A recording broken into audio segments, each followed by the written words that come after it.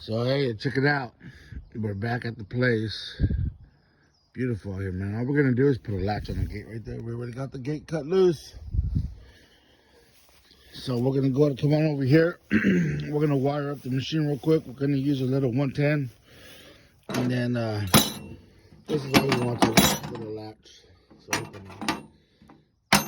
can lock it and utilize it as a gate. Show you guys in as we go. See, on jobs like this is where your cordless tools shine, baby.